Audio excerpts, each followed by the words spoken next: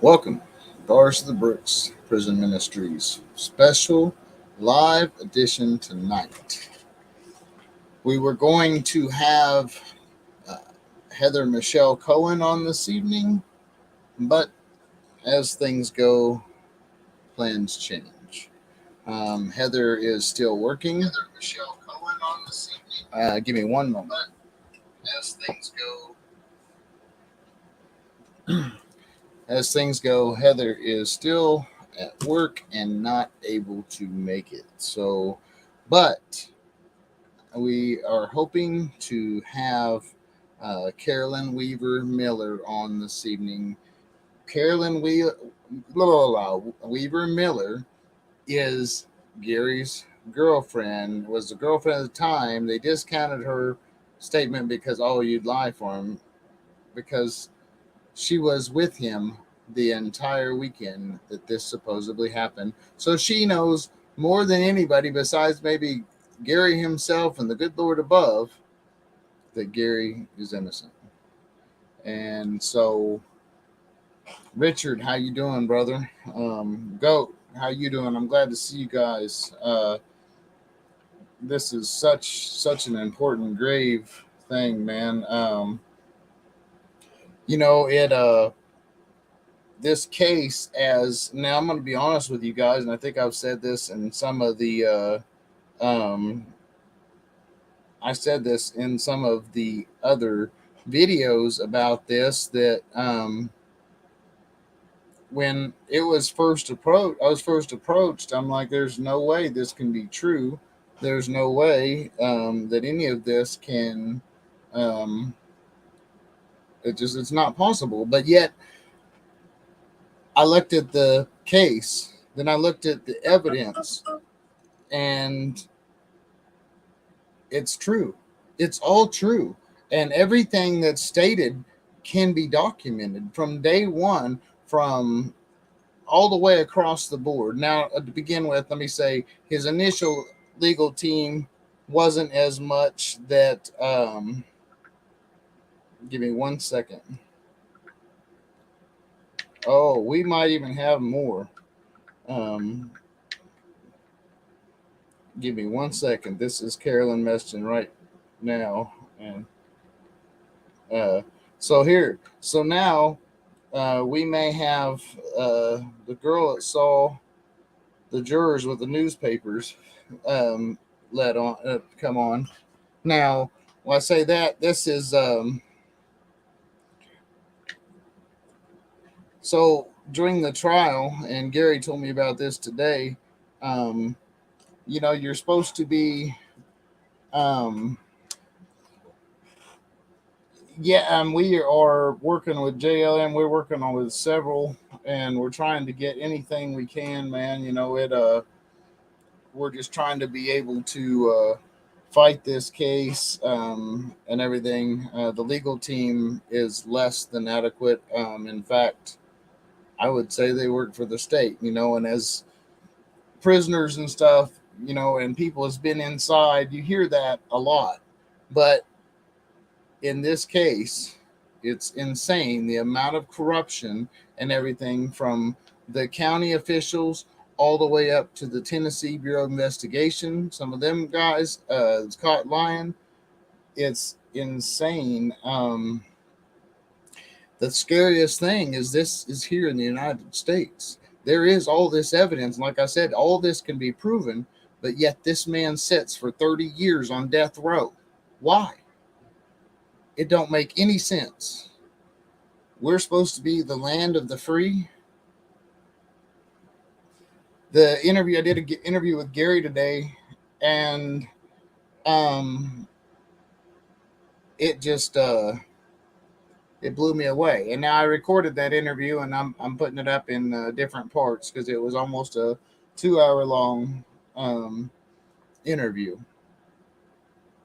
I have a lot of pictures of Gary before Gary was incarcerated that the family sent me. I've been in prison. All you guys that are on this live and are going to watch this live, whatever later, that have been to the penitentiary, when someone's killed somebody out of just cold blood, when there's not a necessary reason, someone's not being threatened or harmed, you know what I mean, just to go out and just kill somebody. There's something in them guys' eyes that, just for fun or just because they wanted to kill. So there's something in them guys' eyes, and it's not in his eyes, and it's not in his eyes any more than it's in Harvey's eyes, And in Harvey's case, he did what he's supposed to do and should have got a medal instead of a sentence. But you know what I mean? Or Eric, the same thing. It just this man is not a killer. And just talking to him, listening to this man, I'm just trying to put myself in his place of being incarcerated for 30 years on death row for a murder you didn't commit. Let us welcome. Oh, she was here and she disappeared. Carolyn was backstage. She must have lost signal or something. Looked like she was in a car, so give it a second and maybe she'll pop back up here. But what a lot of people don't understand, too, is people sit here and think, the average person, that, he's been convicted by a jury, he sits in prison, he's got to be guilty. If there's all this evidence, there's not a chance in hell that he's sitting there in prison. I'm telling you what, people, it's true, and it's in America, and it happens. And it's not just Gary. Carolyn, how are you doing? You're going to have to unmute your mic.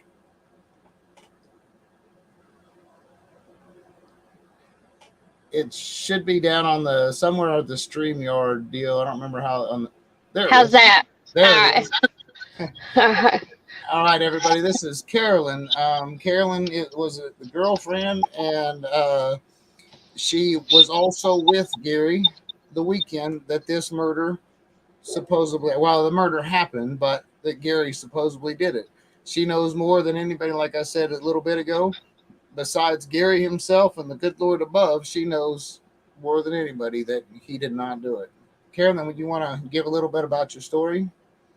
Well, story? I would do what? I said, or Gary's story, however you. Gary's story. Well, let's see. I was dating him at the time, and of course, that weekend, me and him were together, and they wanted to try to put it that Gary never left his uncle that weekend. We left his uncle that weekend. We did stay all night at his uncle's house, but we weren't with him 24/7 like they wanted everybody to think that we were. Gary it wasn't just me, he had other alibis. But it's like when we got up on the stand to tell them the story and what was happening, we were just made out to be liars. Nothing that we said mattered. I was with Gary that weekend. He had two other girls that had came by and seen him at certain times. We went to his mom's. We had went to the store. We went and did laundry. He wasn't with him 24/7 like they wanted to act like they were. But even with Gary's alibis, it didn't matter. And that's so. And on top of, you had the weekend, you were with him all weekend. There was people that saw you guys together for that weekend, right? Yes. There was. And they saw us away from James. They saw us with James. They saw us in different places. And on top of that all, Gary and Tommy were best friends. They were best friends. Gary always protected Tommy. Tommy was a bit he didn't take care of himself well. He wouldn't eat if he didn't, he would rather drink than eat. And Gary always made sure that Tommy had something to eat, because he knew he wasn't going to get out and have anything to eat. And that's kind of how I met Gary, because I worked at the local convenience store and we had a deli, and Gary started coming in, and when he come in, he would get food for him, and I assumed his girlfriend, his wife or whatever, because I really didn't know him well yet. But he always came in and got food for Tommy in the evenings after he got off work, because he knew that Tommy probably hadn't ate that day. And if Tommy was a cut up, and he would run his mouth to other people and stuff. And if they tried to jump on Tommy and Gary was around, Gary would take up for Tommy. So there was no way, and everybody knew how good of friends they were. There was no way Gary would ever have raised a hand to Tommy, let alone his sister. Well, that's one thing Gary said that today, that he said him and Tommy had never even had a crossword. That they never had a physical altercation that night with ever him. And see, the thing about that is they kept saying that they had a physical altercation. They never could. Gary and them said that they were never fighting with Tommy, and they never could. Nobody said, yeah, they were the ones fighting. That never happened. Well, and furthermore, obviously law enforcement was lacking in every way and everything, but even in that stop, when they arrested Tommy for public intoxication, they didn't get the names of the other people that were in that vehicle. They didn't, they said, he told him he was beat up and stuff, but they didn't try to take no statement or press no charges. And that just seems maybe they never out there, because cops here, you said someone brushed up against you, man. They're trying, you want to press charges? Let's Right. Well, they never identified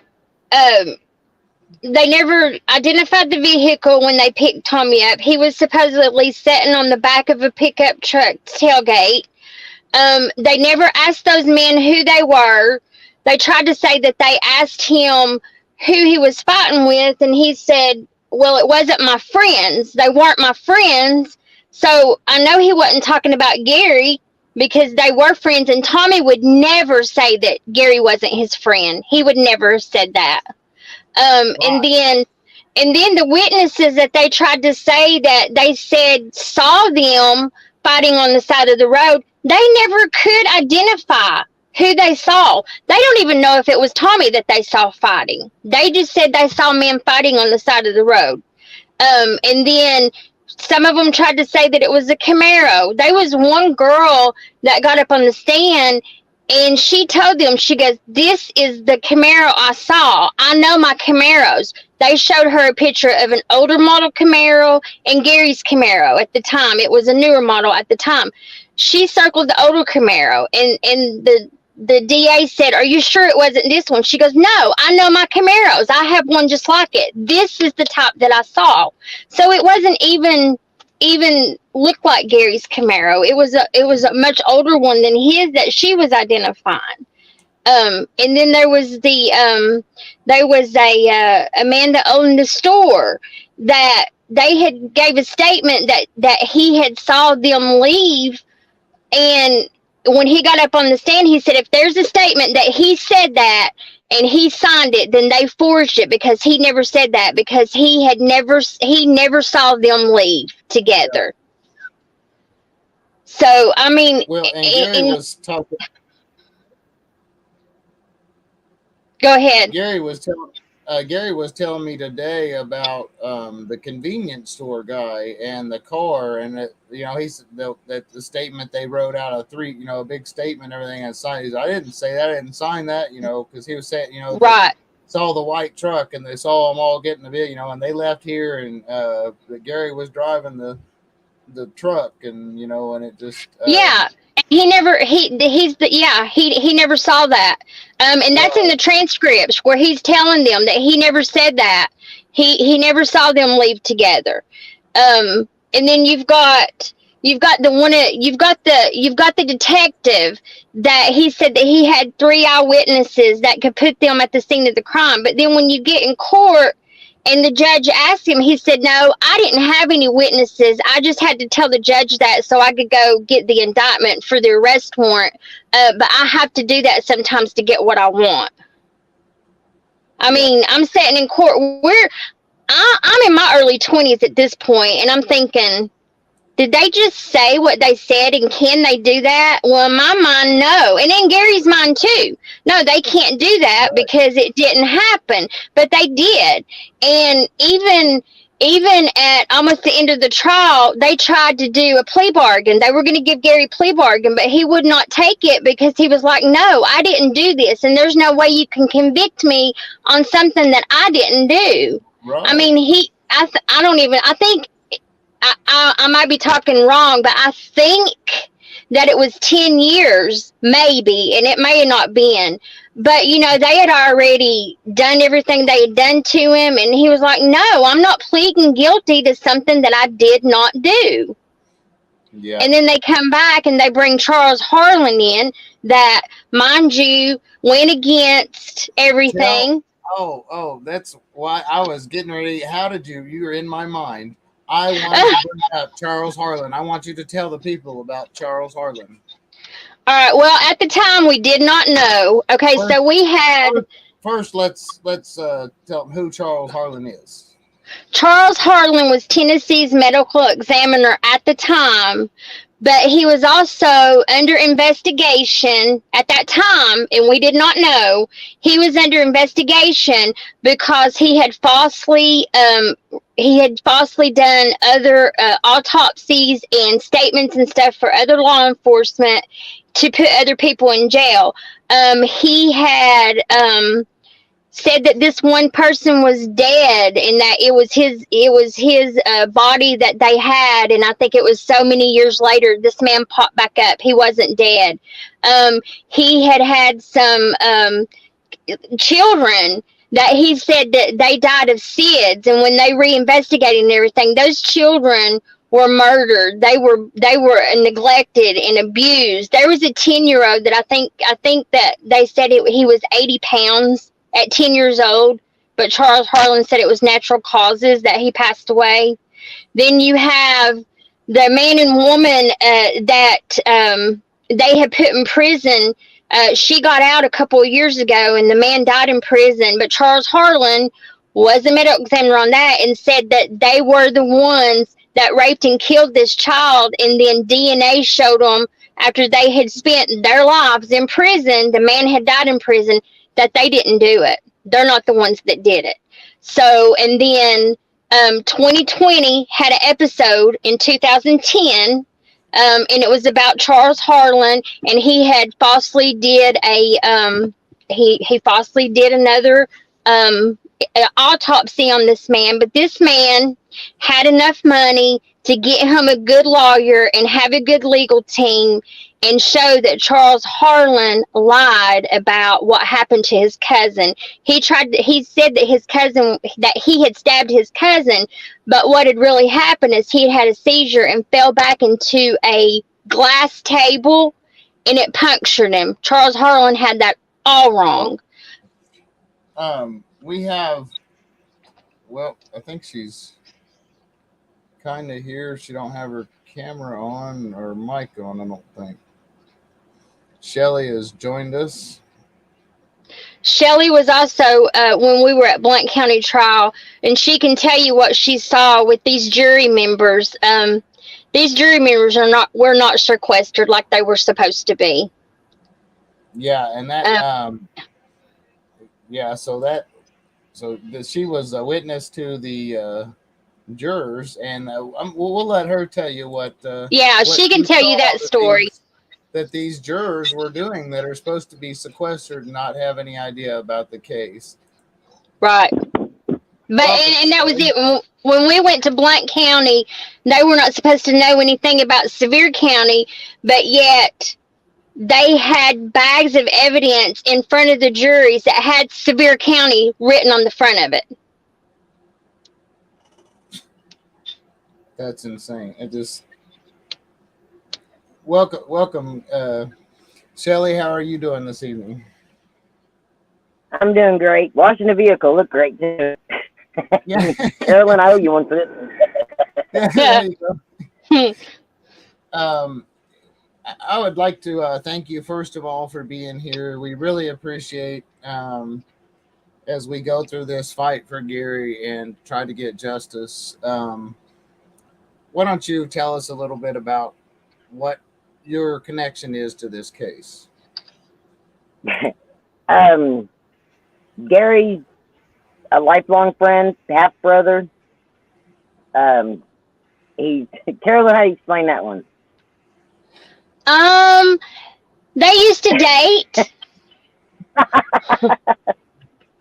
But I understand that Okay. but we're still good friends. I wasn't gonna put that. I wasn't gonna put that out there, but it is all right.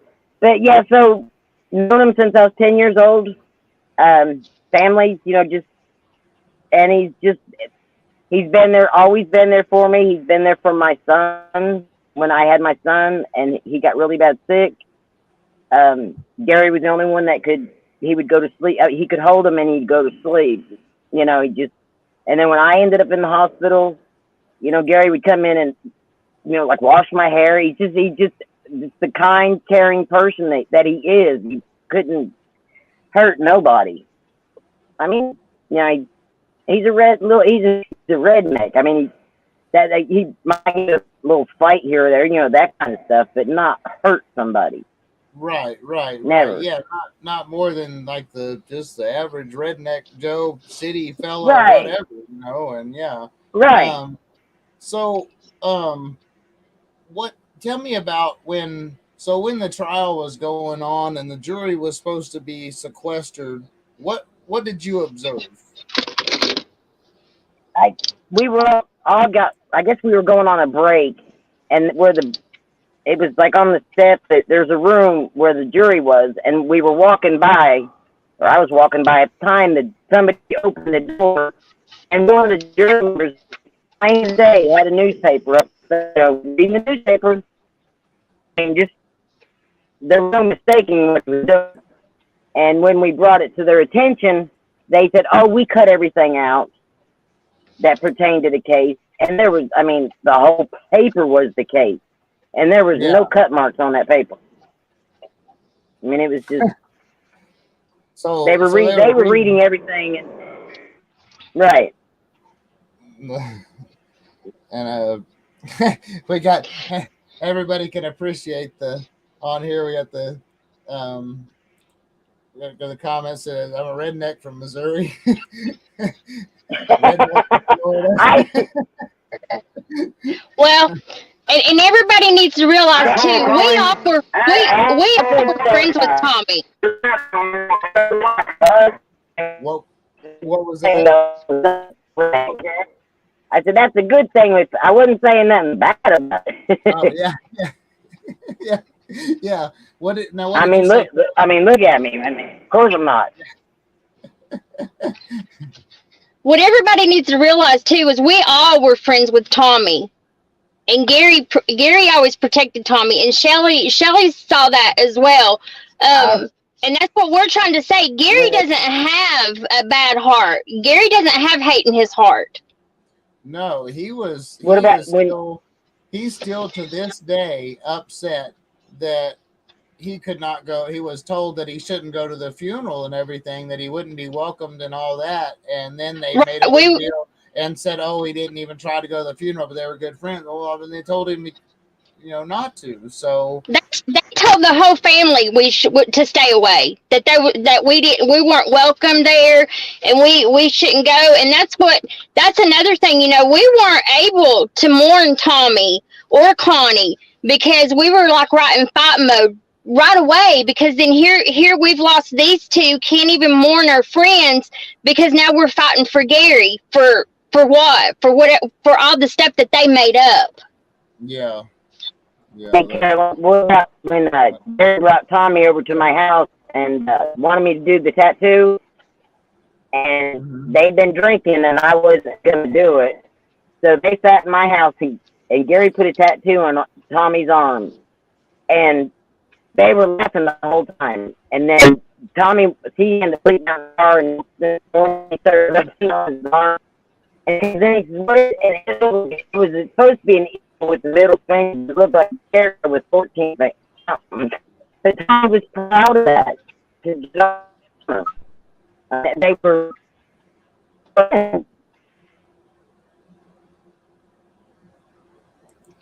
Oh, I lost you. We lost. Yeah, she was getting some bad reception there. While we have a little bit of break, let me ask the people that are here in the chat and the live if is there any questions that you guys have, that something that maybe I haven't covered, or maybe you would like to ask Carolyn or Shelly. or myself or whatever, one of us, but please fill up, throw it in the comments, and we will answer. But so I did take a lot of notes today when I was talking to Gary, and like I said, that really, to this day, it really bothers Gary that he wasn't able to mourn his friend, and that he was, being charged with killing him on top of it, and then to have, I guess I haven't talked about that today on this one, but one of the things Gary really said, he said from day one, his counsel was ineffective. Neither, as people know, okay, in a capital punishment case, in a death penalty case, there has to be two attorneys. You have to have double counsel. Neither counsel he had was qualified to handle a death row case. Both of them even said as much in open court, begged the judge, and Gary said the judge said, "It's too bad, you're going to do it." Yes. And it just worse from there. And Harvey, thank you for sharing this. And how's Gary holding up? Well, from what I talked to him today, probably better than I would be in this situation, for sure. And that's even furthermore, even after, I talked to him today, I got to talk to him. I got to hear his story. I got to feel him out, and I think we lost Shelly again. But we, it just, I don't know. You can just tell he's telling the truth. And to me, I have more emotion in my voice telling this story and get more animated than he was. And it's like, how in the heck can you remain so calm? I mean, but he's kind of the point though, Harv, to answer that question, I guess, in a little extra is, that he's holding up, but in a lot of ways he's kind of lost hope.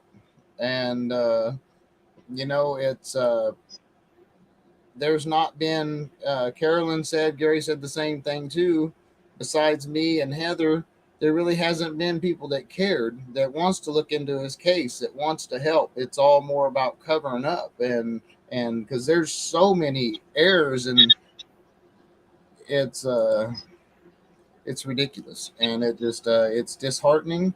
I mean, every negative you could come think about, it's there. It just because this is an innocent man, said over 30 years, and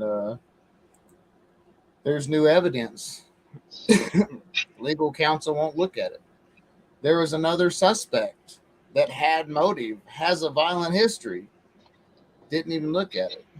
Yeah. They're asking if they can write him to show his support. Yes, by all means, you can write him. You can look up Gary Wayne Sutton in the Tennessee department, or if I can give you the address later and get it to these people. I will make a post about this. I'll put his address and stuff. I have it, so I'll post his address in a community post on the channel. So yes, that would be awesome. Because it just as well, like Harv, you've been there, and some of the other guys, we've been there, and that letter sometimes, man, that means a lot. And we were all a general population. This man's sitting on death row. So it took him. Here's the thing: what people don't understand about death row, it's not they have. I don't know if general population has what you call levels. Do you have like Gary said? They had A, B, and C level, and when he went to death row, you started on C level. Well, that C level is you're only out 1 hour a day, and you're in chains and handcuffs that whole time when you see your loved one that's behind a window. That takes 2.5 years to be able to go to B. Then when you go to B, you get a little bit of privilege, but you're still everywhere in handcuffs. Then that's another 2.5 years to get to level A.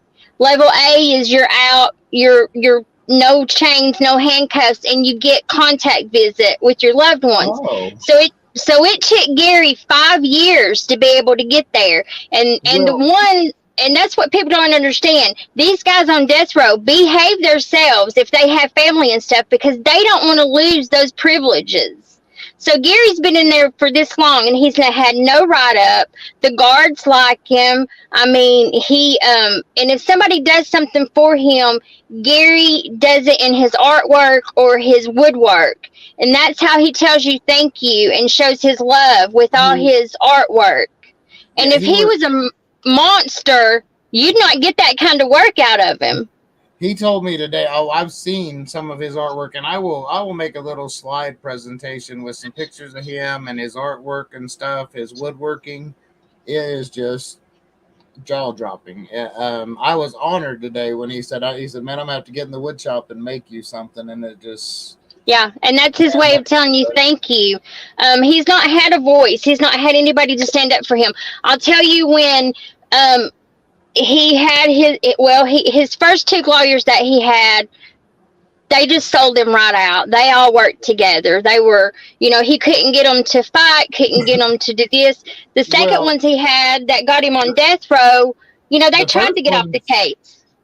Yeah, well, okay. I was saying, the second one. Okay, yeah. The one, yeah, they tried to get off the case. And I'll tell you this, too, and if we can ever get Gary's brother on here, he can tell you a lot. They were in the courtroom, and they were trying to separate that trial, and we can't, of course, they're not going to put that in the transcript. There was a lot of things that were taken out of the transcripts from Sevier County, but everything that we tell you, 99% of everything that we can tell you, you can go in those transcripts and find them. But they asked to separate the trial, and the DA looked at the judge and said, "We can't do that.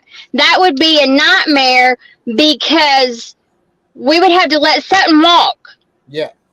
They would not separate them.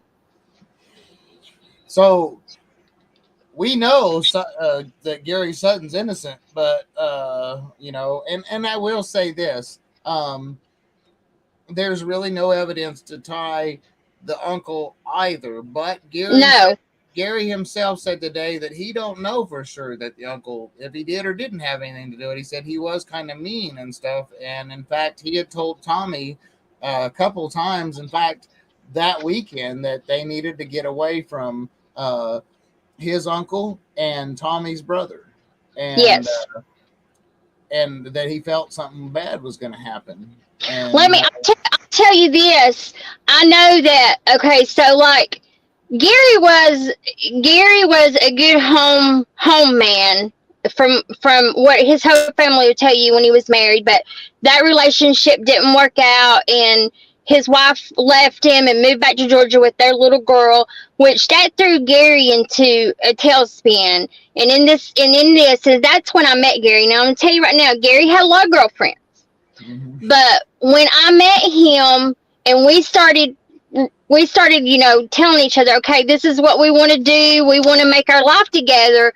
Well, Gary was backing away from all that. And Tommy was too, because I remember at one time Tommy goes, well, if you're going to move in with Gary, he goes, I have to move in with you too, because once he stays home, he's not going to come over. And I said, Tommy, you're always welcome. And the thing of it is Tommy had his own bedroom at Gary's place. If he had his own bedroom. And I remember we were the first time that I ever met Tommy. And I'm going to tell you, I was sheltered. I was very sheltered, and I didn't know the bad things out in the world that could happen and stuff. So when I was raised, that the law was the law, you respected what they said, and they're gonna protect you. Well, of course, when we're going through this, I'm not thinking that the law is going to do it, that they're not going to convict him, because I know he didn't do it. And then I'm just going to tell you, from then on, I don't trust our justice system. So what? Now let me ask you this, because this is going to be the question on our mind. So I'm going to be the devil's advocate here. So you're his girlfriend. What's to say you're not lying? Why? What would we? I know we've had this conversation. Well, for one thing, for one thing, I'd never had to deal with the law. I'd never been on a juror. I'd never been on a witness stand. So if I was lying, they could have got me up there. And I'm going to tell you right now, I would have sung like a bird and cried like a baby. And if Gary Sutton had killed his best friend, I would have never had anything to do with him. And I'd not be fighting for him right now. Never. You're not going to tell me. You're never going to convince me he did it, because I know in my heart he didn't. I'll tell you, me and Gary, I stayed with him for about 4 years or so after that. And then I broke away because I needed to go live my life and do what I needed to do. So I've been back in Gary's life for about 3 years now. And so I was at my mom's house, and of course the local news came on, and Gary's picture was on there, and he was up. He was going to be the next 9 up in Tennessee for execution. And my heart just dropped out of my chest. Everything about me, just my whole body just started shaking. And I was like, there's no way. No, he cannot be. So this is where Heather came in. I had started calling people, and my daughter and my son had started helping me. And we talked to a lawyer out of Florida, and she said, the only thing right now that we need to do is new evidence on Gary. Yep. That's when I found Heather. We Googled and we got Heather. She is the number 1 investigator in Tennessee and Kentucky. And we got her, and when we got her, I had come into some money and was able to hire her. Now Heather's invested because I don't have the money to give her that I need to. And she's invested, and she's came up with so much stuff. She is completely invested in my talks with Heather. And let me say this, when you guys meet Heather, you'll get first of all, let me go back to, you guys caught Carolyn's emotion. You saw her face, saw her eyes, saw the wipe of the eye when she was talking, when I asked her that question. Now, tell me, if someone is lying, is there that much emotion? Is there that much, that was with conviction.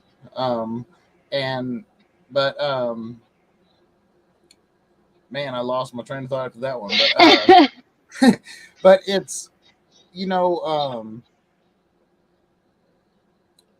it's so sad. It just, and I don't remember. I'm sorry to cut you off now because I don't remember. No, I do remember one question I did have.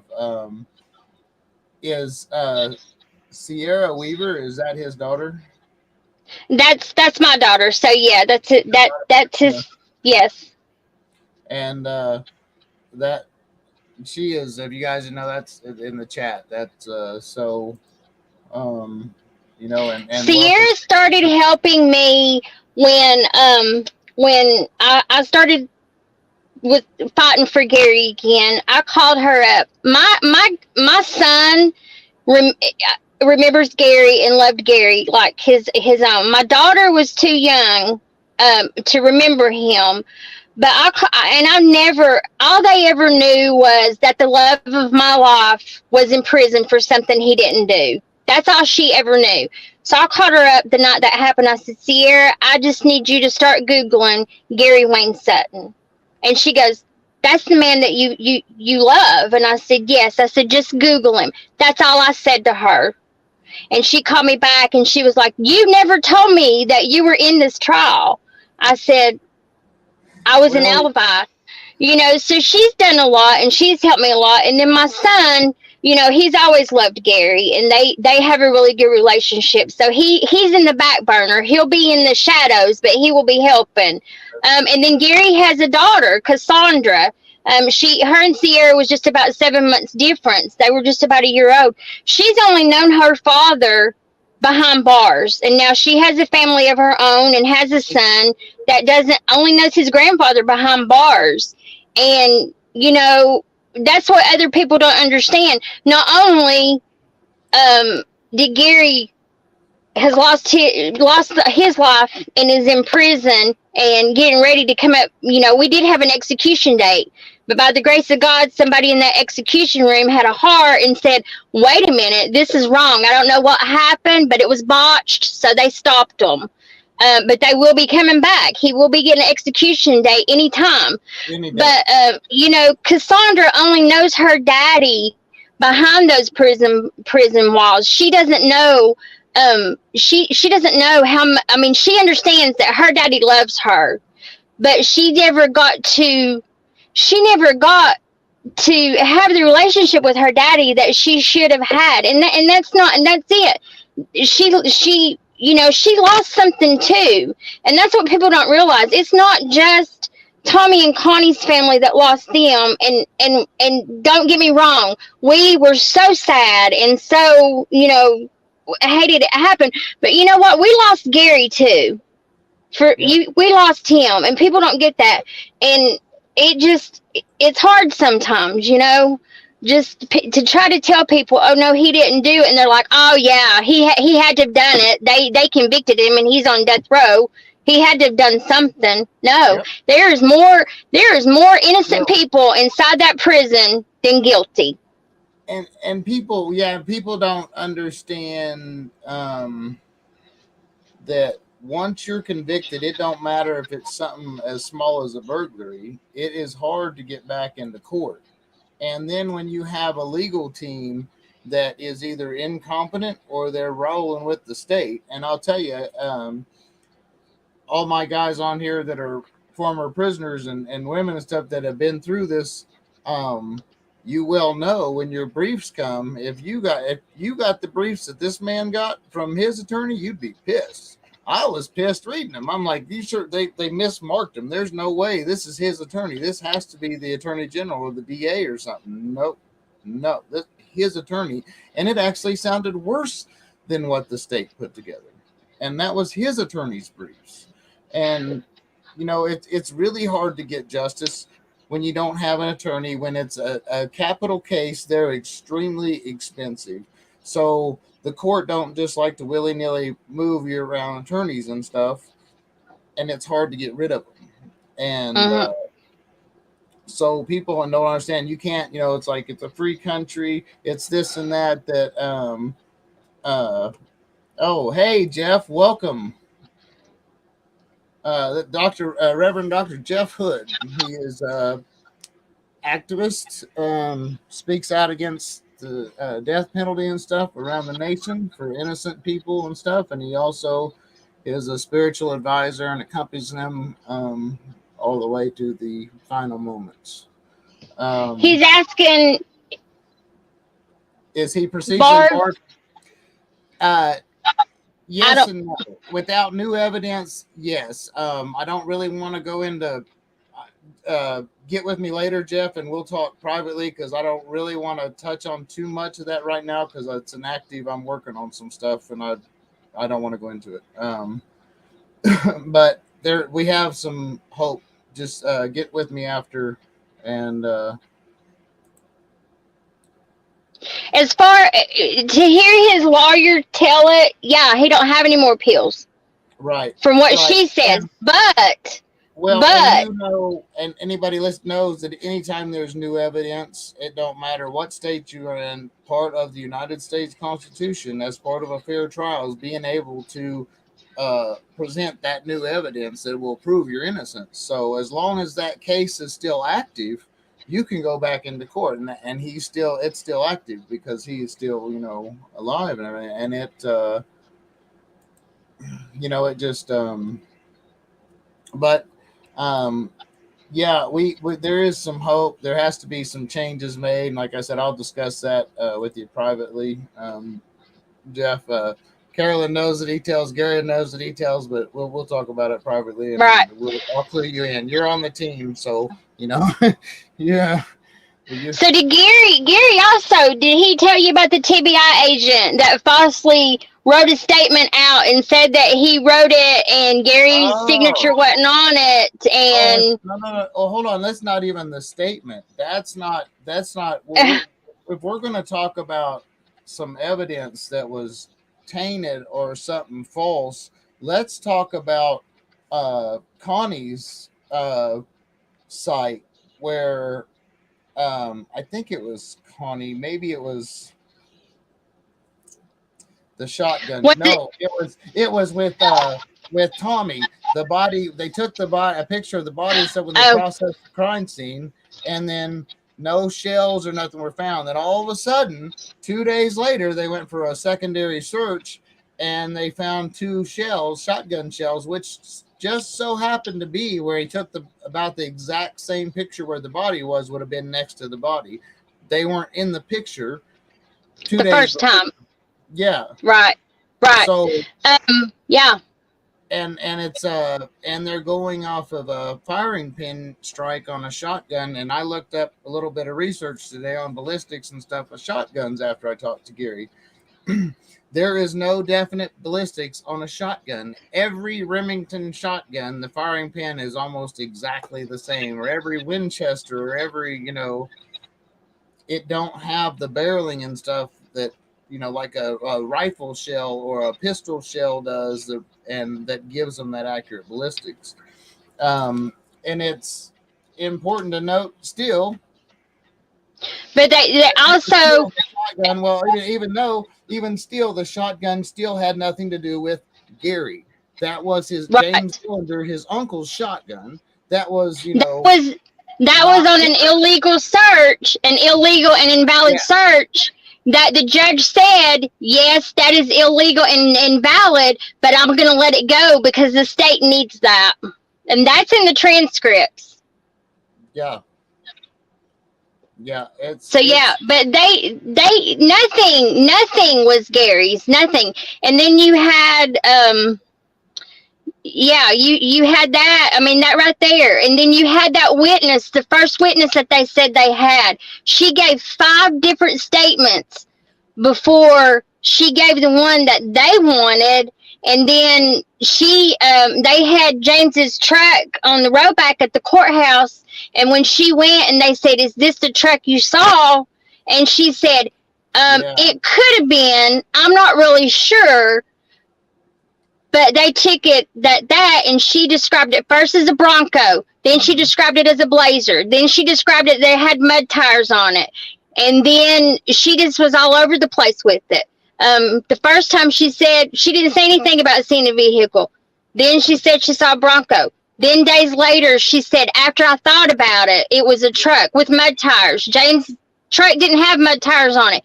And there's one part she said it was mud tires that was just black. There was no writing or nothing on it. But yet she says that truck was going so fast, she couldn't really see the side of it. So, and another thing about it is that James's truck had the factory wheels, and the middle had red hubcaps, the red caps in the middle. So that's not completely black, but that was never brought up anywhere. But yeah, and so she lied. But then when they went for a motion hearing, nobody knew, but her foster son came in and said she could not possibly have seen any vehicle coming through where they said it was. And he even drew a map. He even drew a map for them. Yeah. But of course, but of course, I'm sorry. That's okay, but of course, again, here you have somebody that shows that Gary didn't do it, but oh well, we're just a bunch of liars. Yeah. There's so many of us that lied, is what they try to say. And I will go ahead. I'll go ahead and touch a little bit on it. She brought that statement up, so I was going over court trend. Well, I've been going for the last several days now, but yesterday I was going in particular across this statement and the transcripts from where this woman's foster son testified that she said it was a Bronco or a Blazer, and then the detective's like, "Are you sure it wasn't a truck with a topper on it?" And oh well, yeah, maybe it was. And then when she was shown the truck on the hauler outside the police station, you sure that well, I don't know, that's it, isn't it? And, they kept coaxing her. And so in this testimony, this kid is testifying about his mom, and he's trying to not disrespect his mom. So of course the prosecutor and everything gets on it. Well, your mom's a liar, this and that, and she's a good Christian woman. Well, she said she lied, and then he gets up there and he's, were you there for in the trial? Well, no. So you don't actually know what she said exactly, Teddy. You don't know exactly what she said in the courtroom, this and that, and really totally discounted his story but and then also said that to the judge that her story has already been we already went over that in open court, and we have her answer in court records. And the judge said, well, we that the said he said, well, I'd like to hear that. Judge said, I'd like to hear that. And so he said they started rereading this lady's story, and let me check this out. This is what she said. When it first occurred, I was so shocked that I wasn't thinking clearly. I thought it was a Blazer or a Bronco. But a couple days later, after I calmed down, I got to thinking about it, and I thought, oh, wait a minute, it had to be a pickup truck because of the bed, and I could see their heads through the windows. Now, wait a minute. Didn't she say it was a Bronco or a Blazer because it had the topper on it, or maybe it was a truck with a topper? Anybody that knows about toppers, most toppers, their windows are tinted. If they're not tinted, they're usually dirty because the dust gets in between the topper and the truck.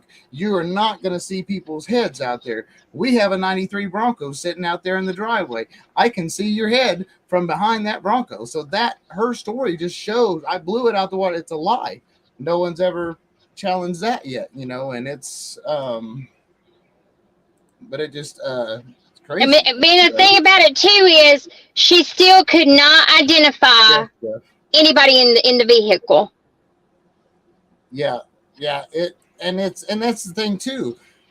Every so the witness saw from 275 feet. That is almost a full football field. A football field is 100 yards, 300 feet.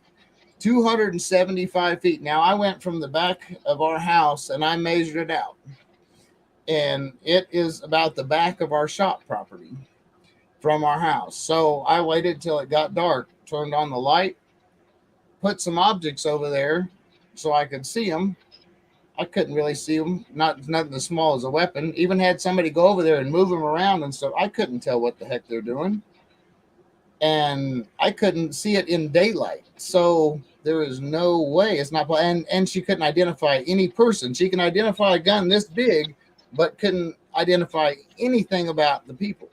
And it just seems really, it's like, it seems so open and shut to everybody. I mean, it really, and like I said, before Carolyn come on, when I heard about this, there is no way that this could be true. We're in the United States of America. This just don't happen. If there's this much evidence, and I know the law. I was a jailhouse lawyer. I've been on both sides of the law. And so, man, and everything's true. And all the evidence was sent to me and everything. And I have all the facts and all it's just in Heather's investigation. And, she's going to be sharing some stuff too, and then I will make sure it's okay with her to share them PowerPoint stuff, and then we'll do a video about that too. Kelly has a very good point that Gary bailed him out of jail, so that's part of the state's argument too, and that's why the timeline was so important. And the ME that lied, and the ME, you can Google this if you want, the ME took the time of death off of samples from organ samples taken from the body. He never once investigated the body himself. He never examined the body himself. He went on a testimony off a matter of record, determined a time of death off of organ slides, which is scientifically impossible. Even stated so by the new ME.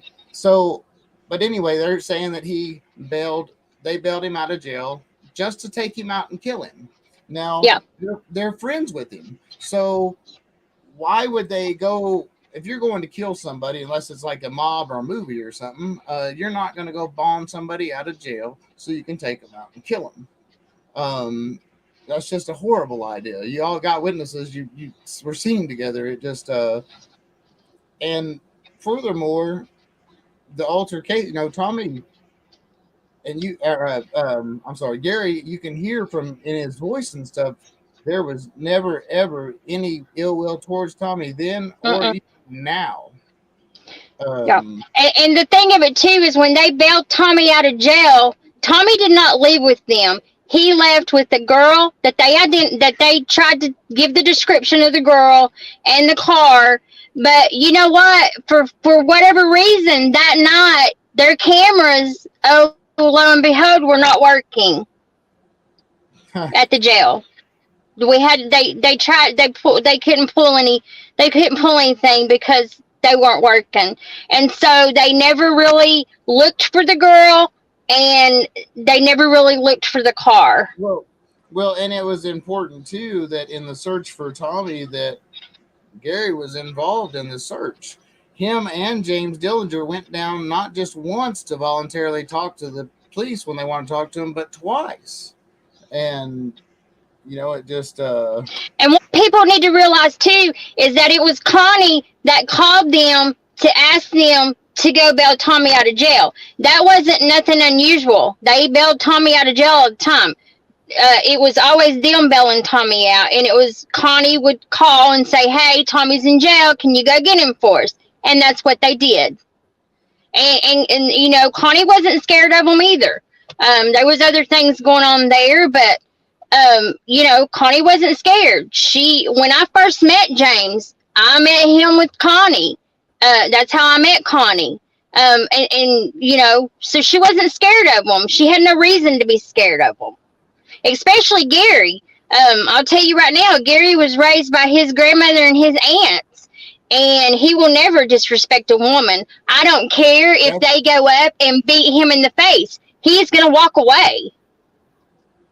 That's what he said. He said he was raised to never even this, and I don't want to go too much into the attorney facts right now, but the attorney he's got isn't so great. Done him wrong for years and years. Didn't even talk to him for 12 years. Wouldn't talk to him. Wouldn't come see him or nothing. Wouldn't. And 12 years he wasn't able to talk to his attorney because she wouldn't come and see him because she had an attitude.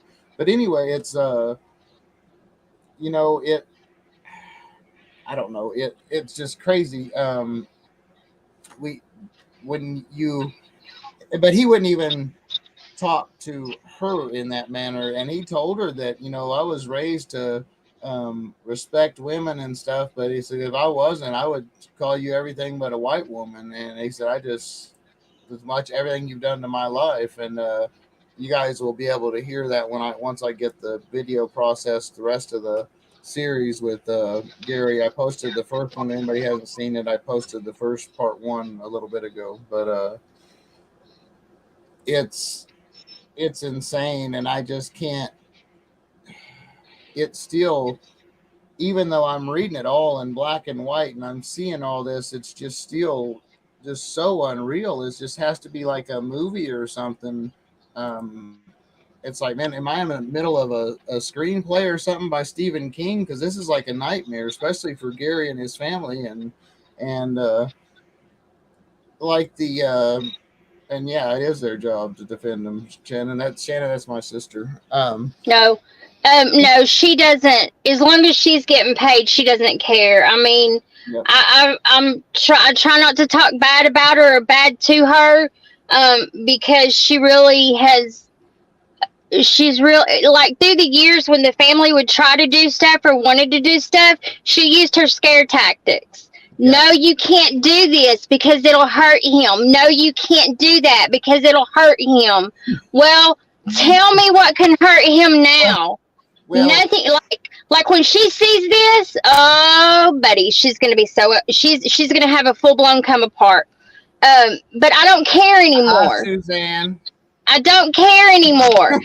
This is Gary. This is his life. This is his life. If you are not, your job is no. I can't even begin to tell you how furious she makes me, and even Gary's brother was Gary's power of attorney. When she was doing his appeals, she would not let any of them see his appeals, and now we know why. Including Gary, she would not give him a copy. She would not. That's why he gave the power of attorney to his brother. I'm just, yeah, and I know you know the story. I'm just Right. trying to help, fill in That's here right. or something. That's right. And so his brother even went to her office, and she pretty much told him to get out of her office. She didn't have to give him nor Gary anything, and she didn't. So when she filed the appeal, and then they finally get the appeal and read it, well, they know why, because it looked like the DA himself wrote the appeal. She's never defended Gary. She's never done anything. She's done little things, and I think it's copy and paste is all she's done, because she could have tore this wide open, and she chose not to do anything with it. And the fact that Gary and his family, they can't afford a lawyer. There's not any rich people sitting on death row. It's all people that don't have money. That's, that's exactly true. That is a very, very sad point. Our system is so, just like our world anymore, it's just so money centered and everything that it's all about that buck. It's no longer about it. Freedom or innocence or guilt. It's about filling a bed so they can get a paycheck, and it just so. Callie's saying too, if on the 2020 episode when they were talking to Charles Harlan and they asked him about putting two men on death row, he couldn't recall. He couldn't recall the case. He couldn't remember. And I have those the 2020 episode. You can't, I mean, if my son had recorded that on DVR when that came out in 2010, and he still had it. That's the only reason we have a copy of it, and I have it on TikTok. I'm gonna go find that too later on and download that, because I mean, this is just insane. I can't imagine being in your guys' shoes, any of the family's shoes, his daughter's shoes, from a father of children that raised my kids in a visitation room, and now I have children incarcerated. It's disheartening, and at least I had visitation with my kids where I knew my kids before I went to prison. At least when I went to prison, I did what I did.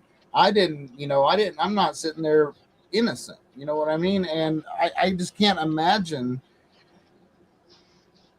just the mental strain, and then add on the isolation on top of it, and it just increases that. I will say on that note, it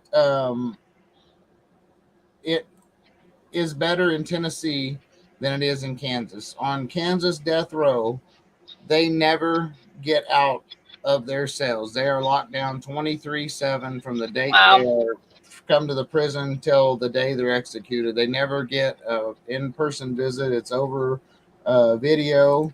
They don't get, now they have the email access stuff, but they don't have human contact except for the guard that comes up and puts them in chains every time just to go to make a phone call, or to go see their unit team, or go take a shower, or go out to the little yard they call a yard that's like a dog kennel.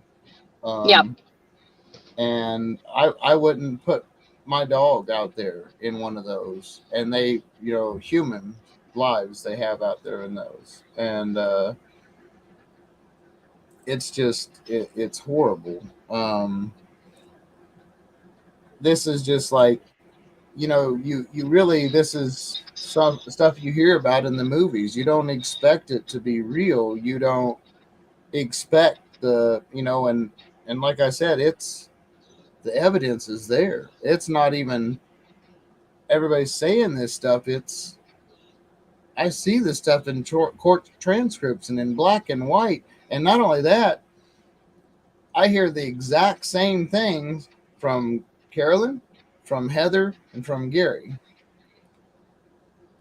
Heather, his wonderful legal team, as a result of, she can't see him and talk to him. She was kicked out of the attorney's office and stuff. This attorney's trying to block everything that could help him. So, and Heather's talked to a lot of witnesses and stuff like that, and I can't wait till tomorrow when we have her on. And I apologize everybody, but this was awesome too. But I know Heather, she was very upset. She missed it. She wanted to apologize deeply, and understand she's a very busy woman. If you guys haven't seen the show Secrets, Lies, and Private Eyes on Discovery Plus or Investigative Discovery, I watched a little bit. Pretty interesting, and I tell you what, I'm glad Heather's on my side. I wouldn't want her hunting me down. She's like a badass. She reminds me of Mama Shannon. She's like a young mama. She's a oh boy. But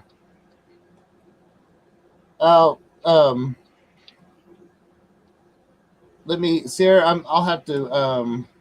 It may not. It said there was a TikTok or a link for TikTok for Gary, but it didn't come across because you're not a mod and it won't let you on YouTube send links. But I think, is that the TikTok, the healthy heart or heartstrings 27. 27? Yeah. Okay.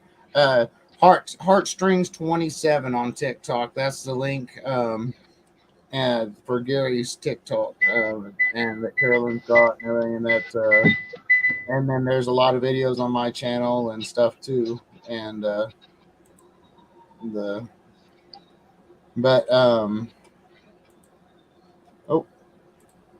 me see. Let me catch up on some of that. All right, Adam. Good luck on the doctor's appointment. Yeah, that's right. Yeah, see, she is. I mean, and she's this is a woman that's got that attitude, that's got a badge, and I'm sure she's probably got a gun. She's a bounty hunter and a private investigator. So, but I don't know that she needs it. But anyway, she's uncovered a lot, and like Carolyn said, this isn't just some average Joe. Give me 1 second. It's heartstrings 27, Harvey. Yeah, I just typed it out there. That's all I wanted to. But yes. Yeah, there we got it up there. But it's Heather's not just like the average Joe, just not even just because she's on a television show. It is that this woman, like Carolyn said, you search top private eyes in Tennessee, and yes, you get Heather. And she's in Tennessee and Kentucky. Yeah. And so if I can say this, Heather's a badass. I mean, excuse my language and stuff, but she is. And if it's something that she believes in, she's not going to stop. And we have been very fortunate to be able to find Heather, and she feels the same way. I was fortunate for you to get in contact with us, and I feel like I've struggled with this for about 3 years now, because I know something needed to be done, and I just didn't know what to do. And when I would do something, it was always, you can't do that. It's going to hurt him. So, at this point, I'm going to do everything that I have to do. And so I thank you.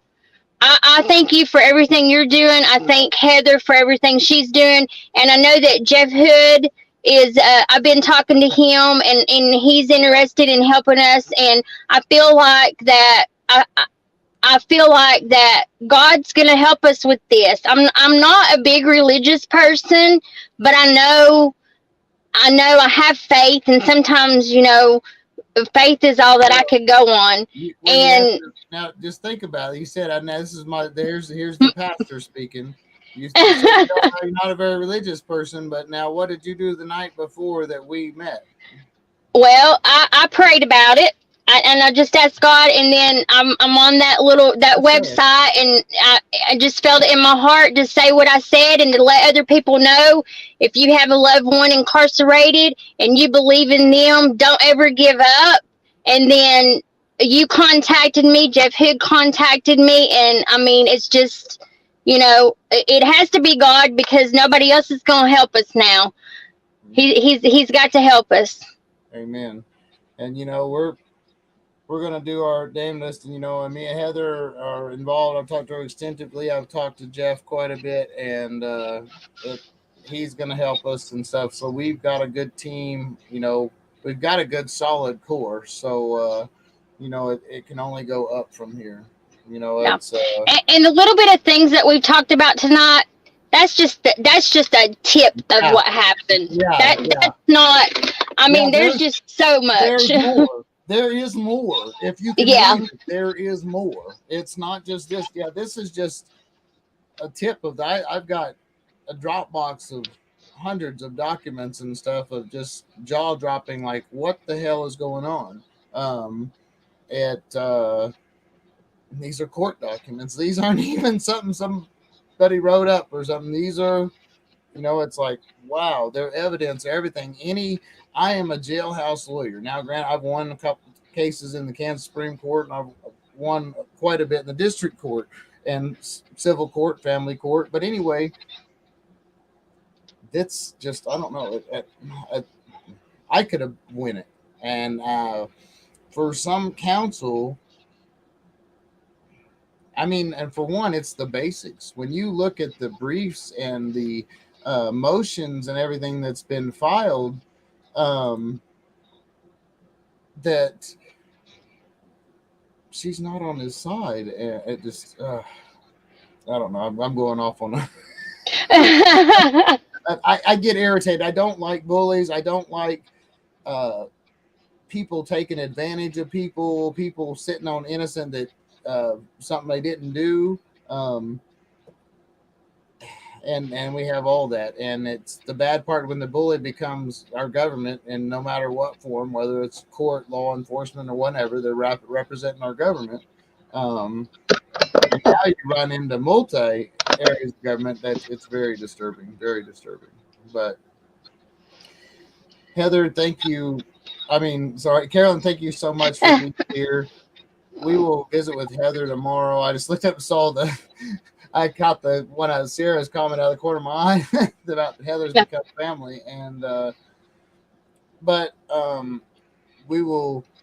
Carolyn, I'm sure will be in the comments, and hopefully Sarah tomorrow night too. And yes, we will have Heather on here, and I'm telling you, like Carolyn said, this is the tip of the iceberg. We could probably have 24/7 streams and just presenting evidence for at least 2 to 3 days, if not a week, literally.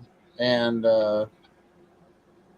it's scary of why this man is still sitting in prison. But when most of the problem is your own team that's supposed to represent you, that poses a major problem and a major flaw in our judicial system. Maybe this case will help fix some of these flaws in our judicial system. If we can get attention to this case, if we can get Gary free, it's going to help so many other people. This could potentially change laws, because that's the next step after Gary's free. We're not going to stop there. Now we're going to have to change laws and try to make it harder for the state of Tennessee to do this to somebody else. And,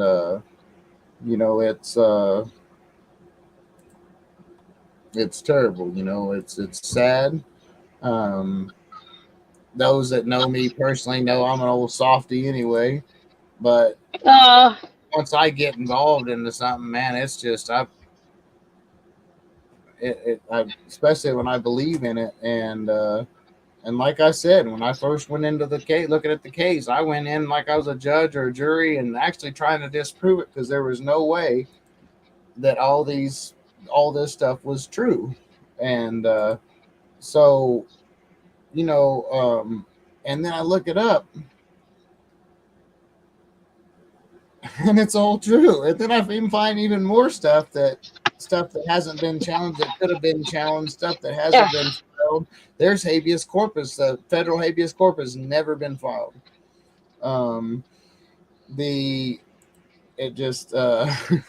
It's crazy. There's so much, and there's new evidence that they're not. This legal team is not even trying to look at. And process. We're trying to change that. So, everybody, please share this with everybody. Tell all your friends, your family. I don't care. It's the guy walking down the street. Tell them about this case. Tell them to look it up. We need support. You know, help this family. Help the family of the victims. They deserve justice in this case. You know, everybody involved deserves justice. We really, I appreciate everybody on here and everybody for watching. Carolyn as well. This is just just like the evidence. These videos and lives are the tip of the iceberg. I'm going Thank to try you. to interview as many people as I can. We may have Carolyn back on if you guys want. We can. I'm going to try to get his daughter on, and some others. Like I said, Heather will be here tomorrow, and you're going to see, and you're going to hear from multiple people. Someone, look, I'm going to tell you right now, I can identify with Carolyn. Those of you who know, and it's on my channel, it's not a secret. One of my sons is in jail for putting his hands on this old lady and got marks on her throat. Now he's going to have to answer to me with that when he sees me. I don't agree with why he's in prison. I would not help him get less time. I would not help him get anything than what was fair. I don't agree with putting your hands on women. I don't agree with choking women, kicking them, hitting the baby and all that. That's my kid. But I will not condone that. I will not support that. I don't even really talk to Ty right now a whole lot because of this case. And so, that being said, there's not going to be this many people standing behind Gary if he did this murder, if they thought he did this murder. And these are witnesses that alibis, people that know that it's not true. And as well as, like I said, we have so much other evidence. It's just unreal. Thank you very much, Carolyn, again. I appreciate you coming on. I think this is the first time in my YouTube existence I've shot 4 hours of video in one day. But Thank you. Thank you. And thank you, everybody, for your comments. yeah, and that's okay. Yeah, it's like I said, I work for the Lord. All glory goes to Him. It's like what I said, I volunteered, and I had people look at me like I'm just batched stuff crazy. When I said I volunteered for this, and like, what? I work for the Lord. This is what I do, and God's going to provide. So that He always does. But we're gonna do everything we can. It's like I told Gary earlier. We're gonna do everything we can to. We're not going to give up the fight. And like I said, I'm here for the duration. Heather's here for the duration. We're here to stay. We're very loud, obnoxious people sometimes. So I can be a pain in the ass and not go away. And that's exactly what I'm going to be doing in this case. And so thank you, Shannon. I appreciate it. Thank you, Shannon. And I don't know. It's a crazy world we live in a crazy. I've always said from the prison side of it, the injustice system. A lot of people will argue that unless they have experienced it for themselves. Hopefully, people don't have to experience this from themselves to have to get the fact that injustice and stuff like this do exist. They do exist here in the United States. There are people even to the extreme on death row. Gary's not the only one. I've got 2 or 3 people contacted me trying to want me to do, and I'm like, no, I've got my attention is right here.